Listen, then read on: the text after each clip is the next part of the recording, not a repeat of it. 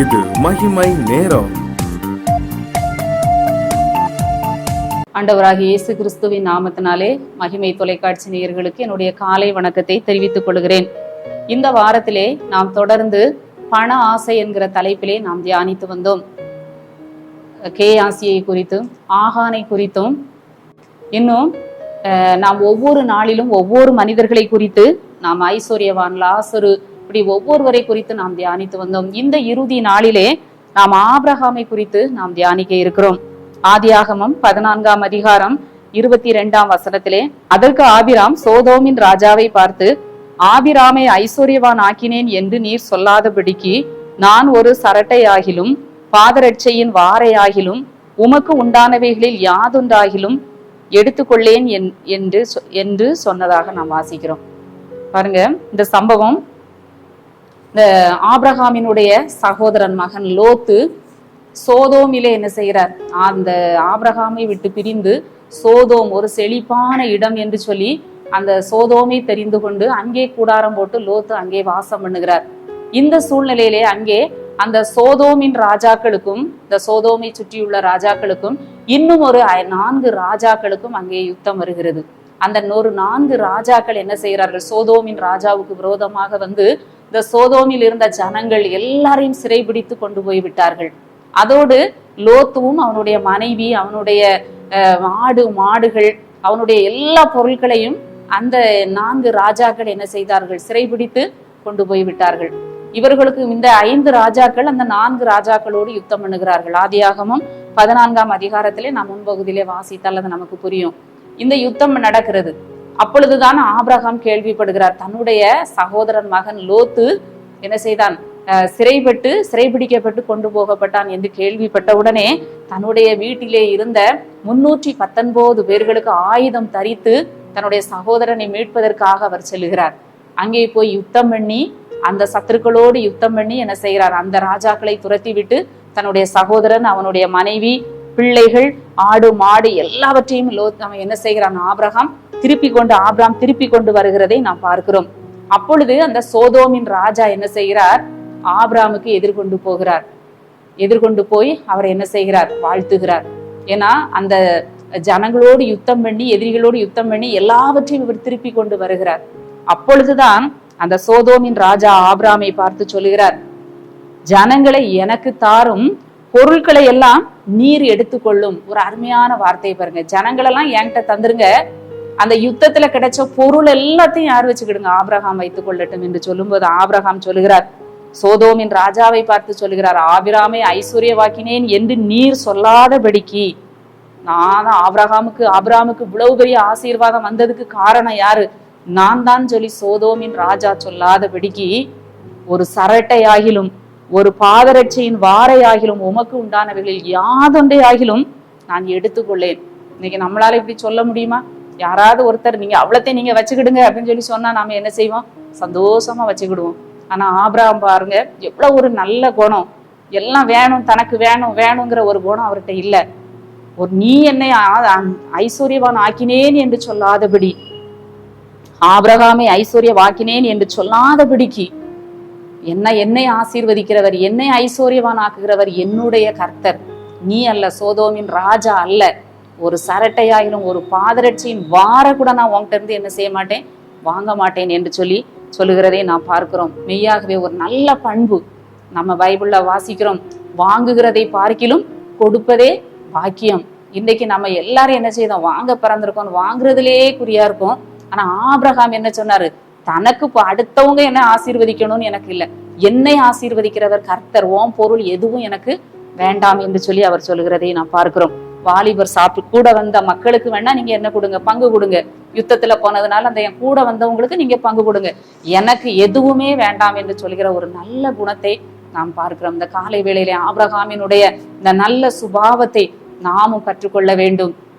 நம்மை ஆசீர்வதிக்கிறவர் கர்த்தர். ஆபிரகாமை ஐஸ்வர்யமாக்கினேன் என்று நீர் சொல்லாதபடிக்கு, ஒரு காலத்துல சொல்லி காட்டலாம், இவ்வளவு ஆஸ்தி இவ்வளவு ஐஸ்வர்யத்துக்கு காரணம் யாரு?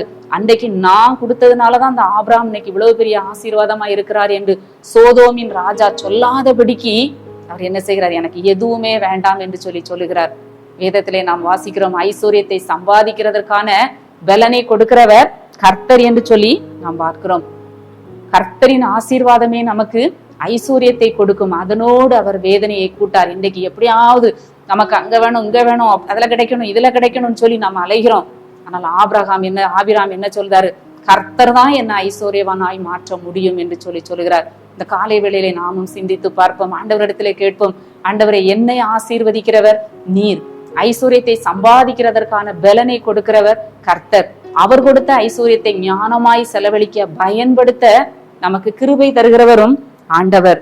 அந்த ஆதியாகமம் 24ஆம் அதிகாரம் 35ஆம் வசனத்திலே நாம் வாசிக்கிறோம், ஆபிரகாம் மகா பெரிய சீமானாய் இருந்தார். ஆண்டவர் அவரை ஆசீர்வதித்ததினாலே எலியேசர் சொல்கிறார், என் எஜமானை கர்த்தர் ஆசீர்வதித்திருக்கிறார், அவர் வெள்ளி உடைமைகளையும் பொன்னுடைமைகளையும் உடைய சீமானாய் இருக்கிறார் என்று சொல்லி அவர் குறித்து சொல்லுகிறதை நாம் பார்க்கிறோம். ஆம், இந்த உலக அழிந்து போகிற பொருள்களுக்கு முக்கியத்துவம் கொடுத்து நாம என்ன செய்யறோம்? அதையே சிந்தித்து அதையே நாடி தேடி ஓடுகிறோம். கர்த்தரின் ஆசீர்வாதத்தை நாம சுதந்திரித்துக் கொள்ள வேண்டும். வேதனை இல்லாத ஆசீர்வாதத்தை நாம் பெற்றுக்கொள்ள வேண்டும். ஆண்டவரிடத்திலே கேட்போம், ஆண்டவரே, எங்களை ஆசீர்வதிக்கிறவர் நீங்க தான். ஒருவேளை நாம பற்றாக்குறைவோடு குறைவுகளோடு இந்த உலகத்திலே வாழலாம். எல்லாரும் எவ்வளவு ஐஸ்வர்யவான்களா இருக்காங்க, எவ்வளவு ஆடம்பரமா இருக்காங்கன்னு சொல்லி நம்ம நினைக்கலாம். நம்மை ஆசீர்வதிக்கிறவர் கர்த்தர் என்று சொல்லி நாம் உணர வேண்டும். ஒரு நாள் ஒரு படை வீரன் ரொம்ப சோகமா இருந்தானா. அப்ப அந்த நெப்போலியன் கேக்குறாரு, நீ ஏன் ரொம்ப சோகமா இருக்கன்னு சொல்லி கேட்கும்போது அவன் சொல்றானா, என்னுடைய மகளுக்கு நான் திருமணம் முடிக்கணும், என்கிட்ட காசு இல்ல அப்படின்னு சொல்லி அவன் சொல்லுதான். அப்ப அவர் கேட்கிறாரு, உனக்கு எவ்வளவு வேணும்னு சொல்லி கேட்கிறார்.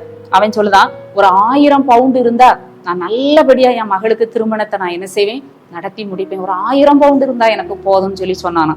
உடனே கொஞ்சமும் யோசிக்காம நெப்போலியன் 10,000 பவுண்டை கொடுத்தாராம். உடனே அவர் சொல்றாரு, இது எனக்கு அதிகம், இவ்வளவு பணம் எனக்கு தேவையில்லை அப்படின்னு சொல்லி சொல்லுதாராம். அப்பா அவர் சொல்றா, உனக்கு இது அதிகம், எனக்கு இந்த பணம் பெருசு இல்ல, அதனால இதை வச்சிக்க அப்படின்னு சொல்லி சொன்ன உடனே அவன் மிகுந்த மகிழ்ச்சியோடு என்ன செய்தானா, கடந்து சென்றானா. நம்முடைய ஆண்டவரும் கூட நமக்காக இந்த உலகத்திலே அவர் தரித்திரர் ஆனார். நரிகளுக்கு குழிகளும் ஆகாயத்து பறவைகளுக்கு கூடுகளும் உண்டு, மனுஷகுமாரனுக்கு தலை சாய்க்க இடமில்லை. எதற்காக? நம்மை உயர்த்துவதற்காக, நம்மை ஐஸ்வர்யவான்களாக மாற்றுவதற்காக ஆண்டவர் இந்த உலகத்திலே தரித்திரத்தின் பாதையின் வழியாய் அவர் கடந்து சென்றார். வரி பணம் கொடுப்பதற்கு கூட அவரிடத்துல அங்கே காசு இல்லை. அங்கே உங்கள் போதகர் வரிப்பணம் செலுத்துகிறது இல்லையா என்று சொல்லி அங்கே கேட்கிறார்கள். அதற்கு கூட அவர்கிட்ட அங்க காசு இல்லை. அந்த அளவுக்கு ஆண்டவர் எளிமையான, தரித்திரமான, ஒரு சிறுமையான வாழ்க்கையை தான் ஆண்டவர் இந்த உலகத்திலே வாழ்ந்தார். இன்னைக்கு எப்படியோ இல்லாம வாழ்கிறோம். ஆனால் ஆண்டவர் இந்த உலகத்துல எப்படி வாழ்ந்தார்? எளிமையாக, சிறுமையாக. அவர் வாசிக்கிறோம், வனாந்திரத்துல போய் தங்கினார். வீட்டுல கூட அவரால் படுக்க முடியல. அவர் போஜனம் பண்றதுக்கு கூட அவருக்கு நேரம் இல்லை. எல்லாராலும் பகைக்கப்பட்டார், எல்லாராலும் அவர் புறக்கணிக்கப்பட்டார். அவர் காடுகளிலும் வனாந்திரங்களிலும் மலைகளிலும் போய் தங்கினார் என்று சொல்லி நாம் வாசிக்கிறோம். எதற்காக? நம்மை உயர்த்துவதற்காக ஆண்டவர் சிறுமைப்பட்டார், ஆண்டவர் தரித்திரரானார். நாம் நம்முடைய குறைவுகளை ஆண்டவரிடத்திலே சொல்லுவோம். நம்மை ஆசீர்வதிக்கிறவர் கர்த்தர், நம்மை உயர்த்துகிறவர் கர்த்தர், நம்மை ஐஸ்வர்யவான்களாய் மாற்றுகிறவர் கர்த்தர். அந்த ஆண்டவரை நாம் இந்த காலை வேளையிலே நோக்கி பார்ப்போம். ஆண்டவரே, எங்கள் வாழ்க்கையிலையும் உம்முடைய ஆசீர்வாதத்தை தாரும். ஒருவேளை பணத்தால் செய்ய முடியாத காரியத்தை கர்த்தரால் செய்ய முடியும். பணம் சாதிக்காததை கர்த்தர் சாதித்து காட்டுகிறவர். அதனால பணம் தான் நமக்கு பெருசுன்னு சொல்லி நம்ம அநேக வேளைகளிலே நினைக்கிறோம். பணம் இல்லாவிட்டால் நாம் மிகவும் சோர்ந்து போகிறோம். நம் தேவைகள் சந்திக்கப்படவில்லை என்று சொன்னால் நாம் மிகவும் மனமடிந்து போகிறோம். ஆனால் கர்த்தரை அண்டி கொள்ளுகிற பொழுது, கர்த்தரை நாம் பற்றி கொள்ளுகிற பொழுது ஒவ்வொரு நாளும் ஆண்டவர் நம்மை அதிசயமாய் நடத்துவார், அதிசயமாய் நம்முடைய தேவைகளை சந்திப்பார். அந்த ஆண்டவரை நாம் பிடித்துக் கொள்வோம். ஆண்டவரை, என்னுடைய வாழ்க்கையில இருக்கிற தரித்திரமான நிலைமையை மாற்றுங்க, நீர் ஐஸ்வர்ய சம்பன்னர், என்னையும் ஆசீர்வதியும் என்று சொல்லி நாம் கேட்போம். எங்களை நேசிக்கிறதான நல்ல ஆண்டவரே, இந்த நல்ல நாளின் காலை வேளைக்காக உம்மை துதிக்கிறோம், உம்மை ஸ்தோத்தரிக்கிறோம்.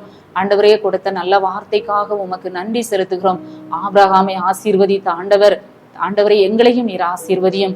ஆண்டவரே, கர்த்தர் என்னை ஆசீர்வதிப்பார் என்ற ஒரு நல்ல நம்பிக்கையை எங்களுக்கு தாரும். இந்த உலகத்திலே தரித்திரத்தின் பாதையில் செல்லலாம், தேவைகளோடு இருக்கலாம், பற்றாக்குறைவோடு வாழ்ந்து கொண்டிருக்கலாம். ஆண்டவரே, சிறுமையை மாற்றி ஆண்டவரே செழிப்பையும் ஆசீர்வாதத்தையும் கர்த்தர் கொடுக்கும்படியாய் ஜெபிக்கிறோம். உம்மை நாங்கள் பற்றி கொள்ள அண்டிக் கொள்ள கிருபை தாரும். இந்த நாள் முழுவதும் உங்க பிரசன்னத்திற்குள் எங்களை வைத்துக் கொள்ளும்.